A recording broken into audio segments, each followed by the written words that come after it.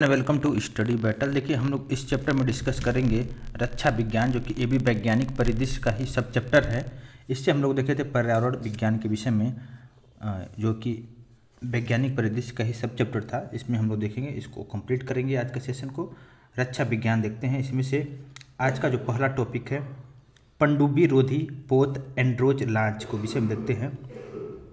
21 मार्च 2023 को भारतीय नौसेना का पनडुब्बी रोधी पोत, जिसको बोलते हैं anti submarine craft INS Androth, Kolkata में हुगली नदी में लॉन्च किया गया। केंद्र शासित प्रदेश लक्षद्वीप में स्थित एंड्रोथ द्वीप को दिया जाने वाला जो रणनीतिक समुद्री महत्व को दर्शाने के लिए इस पोत का नाम एंड्रोथ रखा गया है। साथ ही साथ यह पोत, जो कि भारतीय नौसेना के लिए messrs Garden Reach Ship Builders and Engineering द्वारा निर्माणाधीन 8 anti submarine warfare shallow watercraft परियोजना का यह दूसरा पोत है। साथ ही साथ देखिए, 29 अप्रैल 2019 को रक्षा मंत्रालय और GRSE कोलकाता के बीच 8 anti submarine warfare shallow watercraft के निर्माण के लिए अनुबंध पर हस्ताक्षर किया गया। और पहले एंटी सबमरीन वारफेयर क्राफ्ट, जिसका नाम है अला, का जलावरण 20 दिसंबर 2022 को चेन्नई के तट पर किया गया था। वहीं पर आईएनएस एंड्रोथ और आईएनएस अड़ाला दोनों की लंबाई 77.6 मीटर और चौड़ाई जो कि 10.5 मीटर है, और इनकी अधिकतम गति 25 समुद्री मील है और 900 टन की विस्थापन क्षमता इनका है। ठीक है। साथ ही साथ देखते हैं, आईएनएस वागीर नौसेना में शामिल हुआ है। इसको देखते हैं। 23 जनवरी 2023 को जो स्कॉर्पियन श्रेणी, जिसको बोलते हैं कलवरी श्रेणी की जो 5वीं स्टील्थ पनडुब्बी है, जिसका नाम है आईएनएस वागीर, को मुंबई में भारतीय नौसेना में शामिल कर लिया गया है। आईएनएस वागीर, जो कि पश्चिमी नौसेना कमान के पनडुब्बी बेड़े का ही अंग है। इसका नामकरण हिंद महासागर के जो गहरे क्षेत्र में पाई जाने वाली फरबच्ची सैंड शार्क है, उसी के नाम पर रखा गया है आईएनएस वागीर। इसके अलावा देखिए, पनडुब्बी का ध्येय वाक्य जो मोटो है, साहस शौर्य समर्पण, जो कि आईएनएस वागीर का ध्येय वाक्य है, मोटो है। और ये बिल्कुल सभी स्वदेशी पनडुब्बियों में सबसे कम समय में पूरा किया गया है आईएनएस वागीर को। और स्कॉर्पियन श्रेणी की पहली पनडुब्बी जो कि आईएनएस कलवरी है, जिसे दिसंबर 2017 में भारतीय नौसेना में शामिल किया गया था। साथ ही साथ आईएनएस खंडेरी को सितंबर 2019 में भारतीय नौसेना में शामिल किया गया। वहीं पर तृतीय जो पनडुब्बी है आईएनएस करण 2021 में, जबकि चतुर्थ पनडुब्बी आईएनएस वेला को नवंबर 2021 में भारतीय नौसेना में शामिल किया गया था। अब देखते हैं नेक्स्ट में, स्कॉर्पियन श्रेणी की जो 6वीं और अंतिम पनडुब्बी है आईएनएस वागसीर, जो कि वर्तमान के प्रशिक्षण के चरण में है। और पनडुब्बियों का जो सभी जो 6 का 6 पनडुब्बी है, सबका निर्माण डॉक शिपयार्ड लिमिटेड मुंबई द्वारा फ्रांस के मेसर्स नेवल ग्रुप के सहयोग से प्रोजेक्ट 75 के तहत किया गया। प्रोजेक्ट 75 जो कि पनडुब्बियों के निर्माण के लिए ही प्रोजेक्ट का वो है, जिसमें से ज़्यादा से ज़्यादा पनडुब्बियों का निर्माण किया जाएगा। और देखिए, स्काई हॉक भारत का पहला 5G सक्षम ड्रोन। जनवरी 2023 में भारत के पहले 5G सक्षम ड्रोन स्काई हॉक के विकास की घोषणा किया गया। और इस ड्रोन का विकास जो कि स्टार्टअप कंपनी या स्टार्टअप IG ड्रोन द्वारा किया जा रहा है। ड्रोन से बहुत सारा क्वेश्चन बनने की संभावना रहता है। तो इस स्काई हॉक जो कि भारत का पहला 5G सक्षम ड्रोन है, और यह ड्रोन के विकास में ओडिशा के बुर्ला संबलपुर जिला है, और वहाँ पे स्थित Veer Surendra Sai university of technology के उद्यमों की भी भूमिका रही है। 5G टेक्नोलॉजी से लैस होने के कारण स्काई हॉक क्षेत्र में नियंत्रित किए जाने के बजाय सीधे कमांड सेंटर में नियंत्रित किया जा सकेगा। ठीक है। स्काई हॉक उड़ान भरने व ऊर्ध्वाधर लैंड करने में भी सक्षम है। और स्काई हॉक एक VTOL है, जो कि पारंपरिक रनवे की आवश्यकता के बिना भी किसी भी क्षेत्र में संचालित किया जा सकता है, जो कि बहुत इंपॉर्टेंट है ये ड्रोन, जो कि स्काई हॉक। ऐसे ड्रोनों की आवश्यकता है खासतौर से भारत को। ठीक है, क्योंकि चारों तरफ दुश्मन ही हैं, चाइना हो गया, पाकिस्तान हो गया, ये सब, इनसे मुकाबला करने के लिए, खासतौर से चाइना से मुकाबला करने के लिए ड्रोन में सक्षम होना होगा। वहीं पर 10 किलोग्राम तक की वजनी पेलोड ले जा सकते हैं। लगभग 5 घंटे तक लगातार उड़ान भर करने में स्काई हॉक सक्षम है। वहीं पर देखते हैं पृथ्वी सेकंड का सफल परीक्षण 15 जून 2022 को सतह से सतह पर मार करने वाली लघु दूरी जो कि कम दूरी की जो बैलिस्टिक मिसाइल पृथ्वी सेकंड का सफल परीक्षण किया गया और इसका परीक्षण रेंज जो कि चांदीपुर ओडिशा से किया गया है। और इस मिसाइल का जो रात्रिकालीन परीक्षण था जनवरी 2023 को ITR चांदीपुर को पुनः पृथ्वी सेकंड का परीक्षण संपन्न हुआ चांदीपुर से। वहीं पर पृथ्वी सेकंड मिसाइल का जो प्रथम परीक्षण हुआ था 27 जनवरी 1996 को किया गया था पृथ्वी सेकंड का।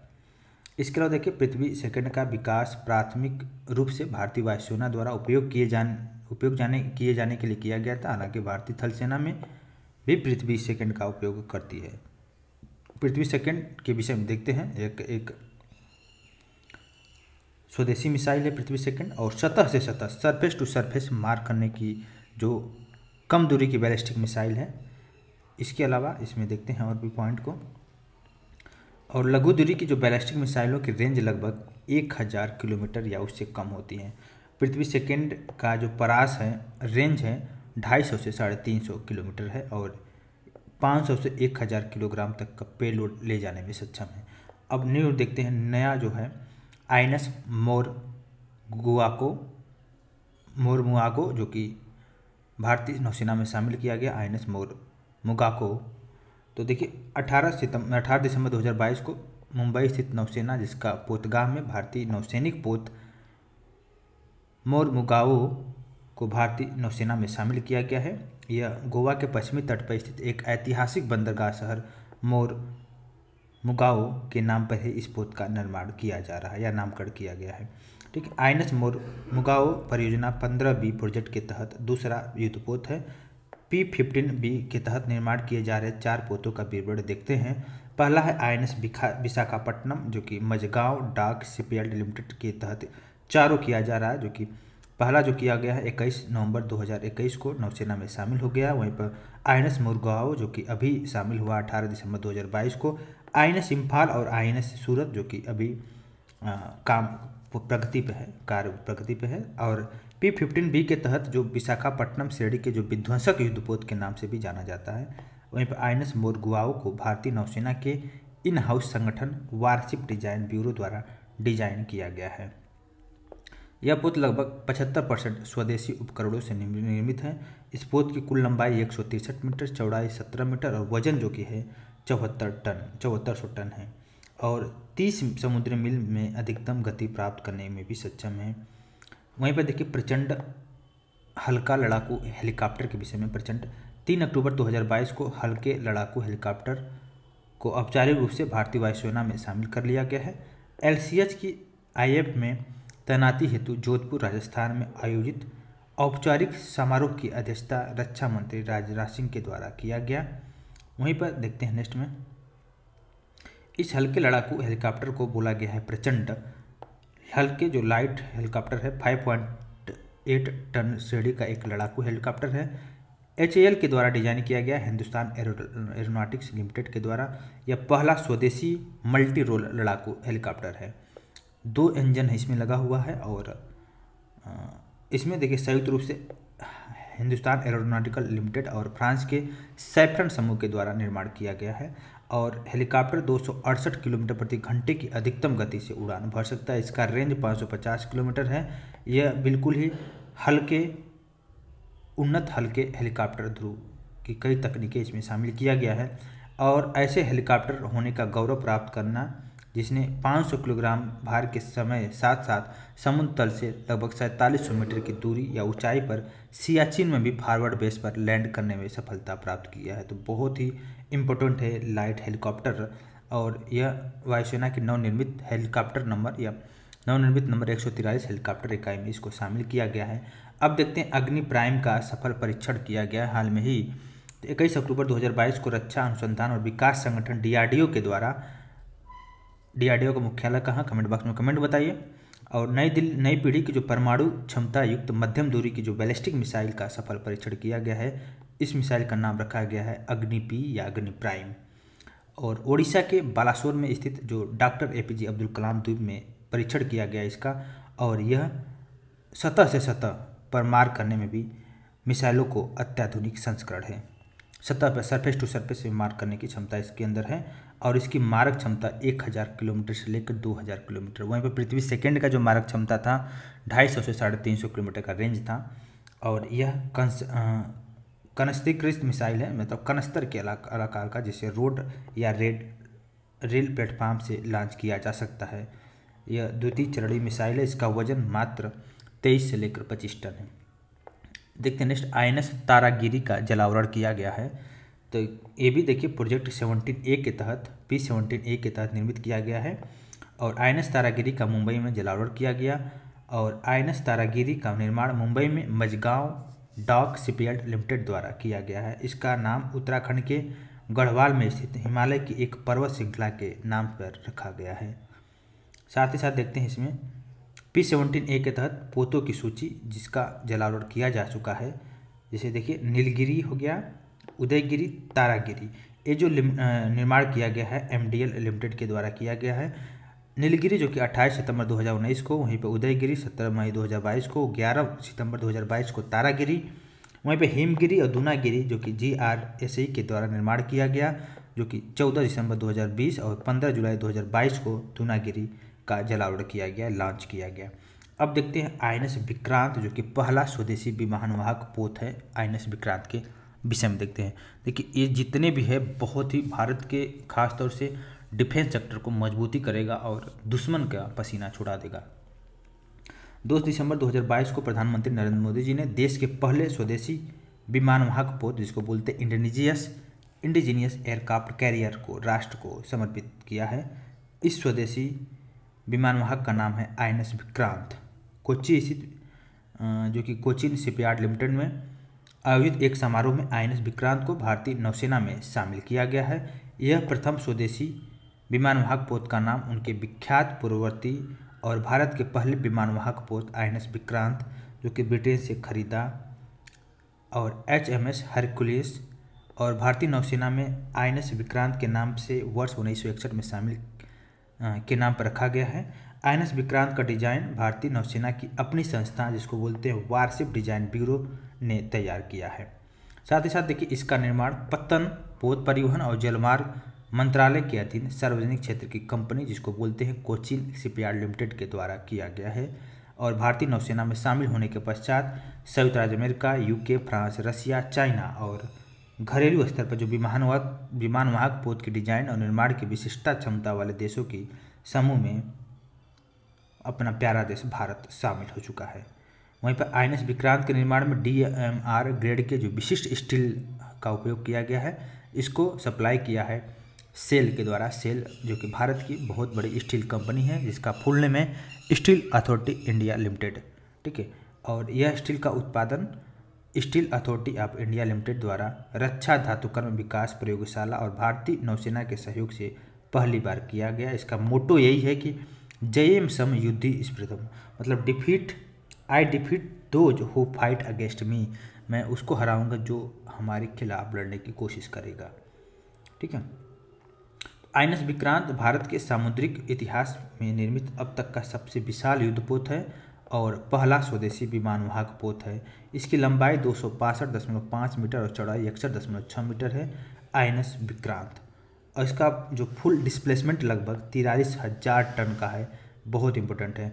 और 88 मेगावाट शक्ति की 4 गैस टरबाइन भी इसमें संचालित है जिसमें से 28 समुद्री मील की अधिकतम गति है जो कि बहुत बड़ी बात है, ठीक है। और इसके अलावा देखिए यह पोत जो कि स्वदेश निर्मित है उन्नत हल्के एडवांस हेलीकॉप्टर को और लड़ाकू विमान को भी संचालित करने में सहायक है, मतलब उस पर जाकर टेक ऑफ कर सकते हैं। और MiG-29 के लड़ाकू विमान और पूर्व हवाई जो चेतावनी हेलीकॉप्टर कामोक 31 और MH-60R बहुउद्देशीय हेलीकॉप्टरों से लैस है INS विक्रांत। तो इस तरह का पोत होना चाहिए और भी ज़्यादा। जैसे चाइना इस समय बहुत ही अग्रसर है, USA के पास है, फ्रांस के पास है, रसिया के पास है, तो ये सब उसी तरह अपना प्यारा देश भारत धीरे धीरे आने वाले समय में और भी ज़्यादा मजबूत हो जाएगा। वहीं पर देखते हैं INS सिंधु ध्वज सेवा मुक्त हुआ है अभी हाल में ही, क्योंकि इसका टेन्योर पूरा हुआ है। 16 जनवरी 2022 को वर्ष की सेवा के बाद INS सिंधु ध्वज को भारतीय नौसेना से सेवामुक्त कर दिया गया है और इसे जून 1987 में, तो समझ सकते हैं कि लगभग 25-26 साल के सेवा में करने के बाद यह किलो की श्रेणी, मतलब कि लगभग 25-26 नहीं, लगभग मान के चलिए 32-35 साल की सेवा किया है और यह किलो श्रेणी की 10 पनडुब्बियों में से एक है, जो कि भारत ने वर्ष 1986 और वर्ष 2020 के बीच में रसिया से खरीदा था। एकमात्र पनडुब्बी थी जिसे प्रधानमंत्री द्वारा नवाचार के लिए CNS रोलिंग ट्रॉफी से सम्मानित किया गया था। और इस श्रेणी की एक पनडुब्बी INS सिंधुरजक अगस्त 2013 में मुंबई बंदरगाह पर दुर्घटनाग्रस्त हो गई और वर्तमान में सेवा में नहीं है। ठीक है, अब देखिए नेक्स्ट में वरुण, भारत का पहला यात्री ड्रोन, इसको देखते हैं। इससे पहले हम लोग देखे थे ड्रोन के विषय में, जो कि बहुत इंपॉर्टेंट ड्रोन था, स्काई हॉक, जो कि भारत का पहला 5G सक्षम ड्रोन था। वहीं पर आप देखेंगे वरुण, भारत का पहला यात्री ड्रोन। देखिए नरेंद्र मोदी जी ने भारत के जो पहले स्वदेशी यात्री ड्रोन वरुणा का अनावरण किया है और यह एक मल्टी क्राफ्टर ड्रोन है जो कि यात्री को ले जाने में सक्षम है। इसको देखिए, भारत की जो महाराष्ट्र के स्थित एक कंपनी है, स्टार्टअप कंपनी है, जिसका नाम है सागर डिफेंस इंजीनियरिंग, ने नौसेना DSR और naval technology development acceleration cell के साथ मिलकर विकसित किया है। वहीं पर देखते हैं इसी के विषय में INS, जो कि ड्रोन के विषय में देखते हैं, जो वरुण के विषय में और ड्रोन संबंधी। और इसके देखिए यह पायलट रहित ड्रोन है और इसका संचालन रिमोट से किया जाएगा। एक व्यक्ति को वहन करने की क्षमता है, 130 किलोग्राम तक पेलोड ले जा सकते हैं और 25 किलोमीटर तक दूरी तय कर सकता है और इसको 25 से लेकर 33 मिनट तक उड़ाया जा सकता है। यह ड्रोन तकनीकी खराबी के बाद भी सुरक्षित लैंडिंग में सक्षम है और नौसेना की जंगी जहाज़ों पर भी लैंडिंग और टेक ऑफ कर सकेगा। ड्रोन संबंधी कुछ प्रमुख पहलों को देखते हैं, क्यों जरूरी है, और सारे पहलुओं को डिस्कस करेंगे। सितंबर 2021 में केंद्र सरकार ने ड्रोन में जो विनिर्माण और सेवाओं को बढ़ावा देने के लिए प्रोडक्शन लिंक इंसेंटिव योजना को अधिसूचित किया है। देखिए इसी तरह से जाकर देखिए अन्य देश, जैसे अगर देखा जाए चाइना हो गया, रसिया हो गया, USA हो गया, फ्रांस हो गया, वहाँ पे कोई ज़रूरी नहीं कि गवर्नमेंट ही इन्वॉल्व हो टोटली 100%, नहीं। प्रोडक्शन लिंक इंसेंटिव मेथड या PPP मॉडल से ही होता है। मोस्टली आपका विकास डेवलपमेंट अधिकतम उसी से होता है। 9 फरवरी 2022 को केंद्र सरकार द्वारा ड्रोन आयात नीति, ड्रोन इम्पैक्ट पॉलिसी अधिसूचित किया गया और ड्रोन के घरेलू निर्माण को बढ़ावा देने के लिए केंद्र सरकार ने विदेशी ड्रोन की आयात पर तत्काल प्रभाव से प्रतिबंध लगा दिया। और मार्च 2022 में मध्य प्रदेश के ग्वालियर में पहला ड्रोन स्कूल खोला गया और ड्रोन स्कूल खोले जाने की घोषणा अन्य 4 स्थानों पर भी किया गया, जो कि भोपाल, इंदौर, जबलपुर, सतना में है। ये चारों जो कि आपको देखिए मध्य प्रदेश में ही है। जो स्कूल है कहाँ पे है, स्कूल है ग्वालियर में। वहीं पर नई दिल्ली के प्रगति मैदान में भारत का पहला ड्रोन महोत्सव, जिसको ड्रोन भारत महोत्सव 2022 आयोजन किया गया। वहीं पर भारतीय डाक विभाग द्वारा पहली बार गुजरात के कच्छ जिले में एक ड्रोन का उपयोग करके पार्सल भेजा गया था।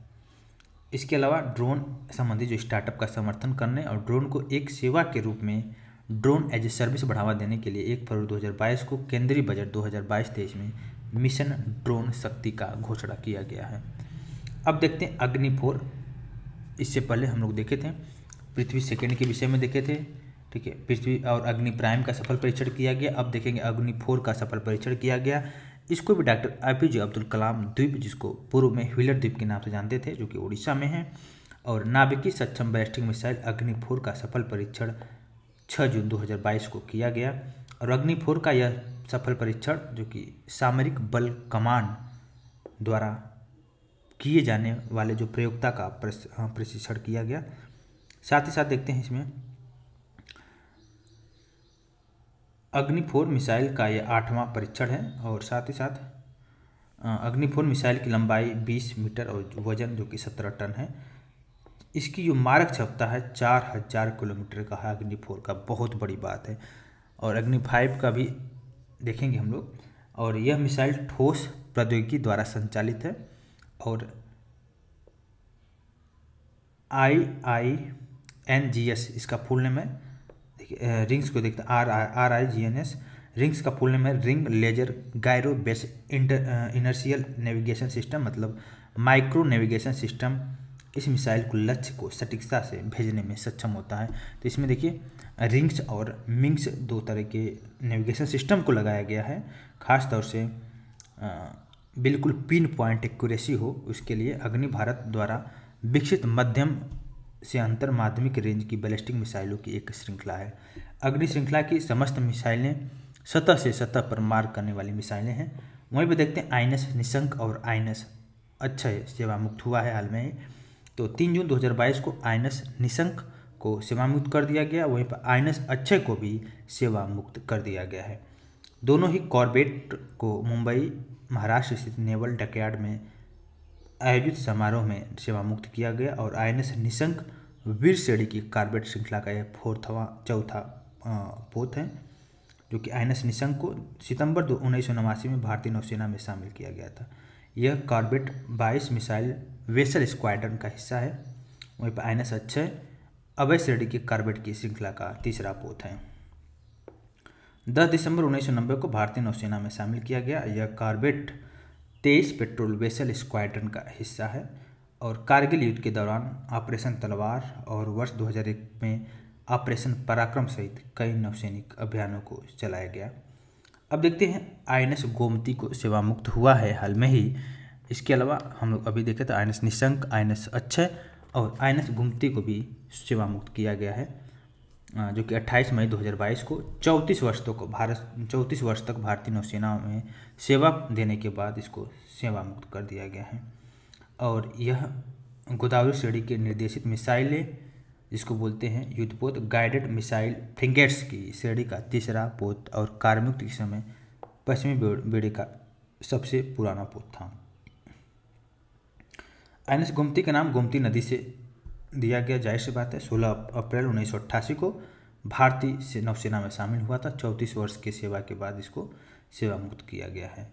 इसके अलावा अन्य दो पोत हैं आईएनएस गोदावरी, आईएनएस गंगा को क्रमशः 23 सितंबर 2015 और 22 मार्च 2018 को सेवा मुक्त किया जा चुका है। गोदावरी, गंगा और आईएनएस गोमती को, ठीक है। तीनों का निर्माण जो कि किया गया था मझगांव डाक शिपयार्ड लिमिटेड के द्वारा वहाँ पे किया गया, और जिसमें 1988 का ऑपरेशन कैक्टस, 2001-2 का ऑपरेशन पराक्रम, 2004-5 का ऑपरेशन रेनबो शामिल है। और 28 मई 2022 को पोत को औपचारिक रूप से उत्तर प्रदेश सरकार को हस्तांतरित किया गया, ठीक है। सेवा मुक्ति के पश्चात इस पोत की विरासत को गोमती नदी लखनऊ के तट पर स्थापित किए जा रहे ओपन एयर संग्रहालय में जीवंत रखा जाएगा।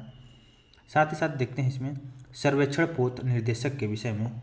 22 मई 2022 को चेन्नई स्थित कुटुपल्ली में सर्वेक्षण पोत निर्देशक का जलावरण संपन्न हुआ और इसको LNT लॉर्जेंस एंड टुब्रो के सहयोग से garden reach shipyard limited engineering द्वारा निर्माणाधीन 4 सर्वेक्षण पोत परियोजना द्वारा दूसरा पोत है।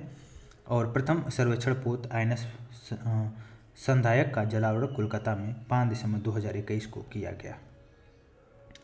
4 पोतों में से 3 का जो आंशिक निर्माण कुटुपल्ली स्थित LNT में GRSE और LNT शिप बिल्डिंग के बीच सार्वजनिक निजी भागीदारी दृष्टिकोण के तहत किया जा रहा है। इसके अलावा देखिए सर्वेक्षण पोत परियोजना के तहत निर्माण पोत लगभग 34,000 टन वजनी होंगे और इनमें लगभग 235 कर्मी सवार होंगे। इन पोतों को 14 समुद्री मील की क्रूज गति और 18 समुद्री मील की अधिकतम गति पर परिचालित करने के लिए डिजाइन किया गया है। अब देखते हैं जो कि प्रमुख युद्ध अभ्यास जो कि बहुत ज़्यादा इम्पोर्टेंट है, तो इसको हम डिस्कस करते हैं। जितने भी प्रमुख युद्ध अभ्यास रहे होंगे लगभग 27 युद्ध अभ्यास को देखेंगे हम लोग, जो कि बहुत ज़्यादा इम्पोर्टेंट है 2022 से लेकर 2023 के लिए। तो पहला देखते हैं कोबरा वॉरियर्स के विषय में। कोबरा वॉरियर्स जो कि 6 मार्च 2022 को 23 के बीच में युद्ध अभ्यास संपन्न हुआ। खासतौर से ये देखिए कौन से देशों के बीच में यह होता है। तो कोबरा वॉरियर्स बहुपक्षीय हैं और वायु सैन्य अभ्यास कोबरा और ब्रिटेन में रॉयल एयरफोर्स के वेडिंगटन एयरफोर्स बेस पर आयोजित हुआ है।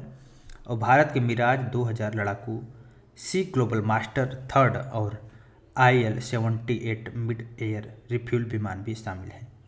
वहीं पर देखिए बोल्ड कुरुक्षेत्र, ये भारतीय सेना और नौसेना के बीच में सैन्य अभ्यास है और जोधपुर मिलिट्री स्टेशन पर संपन्न हुआ है।